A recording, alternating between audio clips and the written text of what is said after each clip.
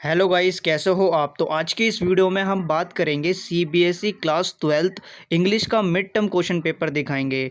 तो जैसा कि आप सभी को पता होगा कि जो आपका मिड टर्म का एग्ज़ाम है वो 16 अक्टूबर को है और ऐसे में आपके पास बहुत ही कम समय बचा हुआ है। देखो, अगर आप सभी स्टूडेंट्स ने इंग्लिश का हाफ सिलेबस कंप्लीट कर लिया है तो आपको ये क्वेश्चन पेपर सॉल्व करना बहुत ज़रूरी है, क्योंकि इससे आपको ये पता चलेगा कि आपको इंग्लिश में कितना आता है। देखो, अगर आपने हाफ सिलेबस कंप्लीट कर लिया है तो आपको ये क्वेश्चन पेपर सॉल्व करना जरूरी इसलिए है क्योंकि इसमें से लगभग 30 से 40% चांसेस है कि आपके मिड टर्म एग्जाम में ये क्वेश्चन देखने को जरूर मिलेंगे। ऐसा इसलिए मैं कह रहा हूं कि आपके पास अभी बहुत ही कम समय बचा हुआ है और आपको पता होगा कि आपका इंग्लिश का जो मिड टर्म एग्जाम है वो 16 अक्टूबर को है और आपको इन 2 दिनों में कम से कम आपको इंग्लिश की बेस्ट प्रिपरेशन करनी है। अगर आप में से कोई ऐसा स्टूडेंट्स है जिन्होंने अभी तक हाफ सिलेबस कंप्लीट नहीं किया है और आपको इन 2 दिनों में मिड टर्म एग्जाम में पासिंग मार्क्स लाना है इंग्लिश में, तो आपको मेरी 3 बातों को ध्यान रखना होगा और आप अपने मिड टर्म एग्जाम में पासिंग मार्क्स ला सकते हो। देखो, मिड टर्म एग्जाम में अच्छे मार्क्स लाने के लिए आपको फोकस और कंसिस्टेंसी रहना बहुत ही ज़रूरी है।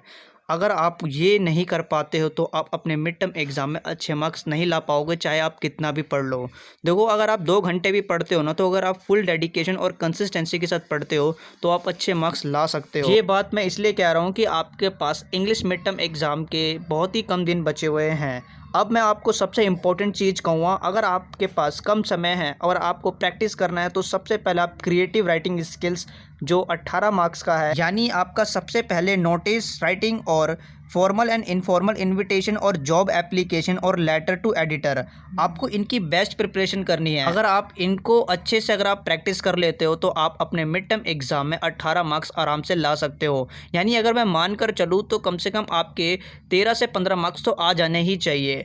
अब आते हैं कि आपके पास इन कम समय में आपको और क्या क्या करना चाहिए।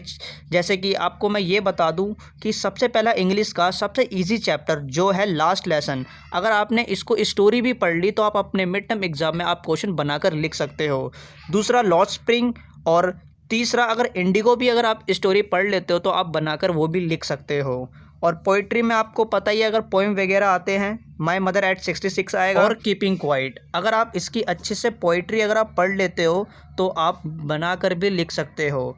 अब मैं सबसे इम्पोर्टेंट चीज़ आपको कहने वाला हूँ, अगर आपके पास कम समय है और आपको अच्छे मार्क्स लाने हैं मिड टर्म एग्ज़ाम में, तो कम से कम आपको रीडिंग सेक्शन को अच्छे से दिन में 1 घंटे भी अगर आप अच्छे से प्रैक्टिस करते हो तो आप वहाँ से भी मार्क्स गेन कर सकते हो, क्योंकि रीडिंग सेक्शन में भी आप कहीं ना कहीं गलतियाँ करते हो जिससे आपके मार्क्स कटते हैं।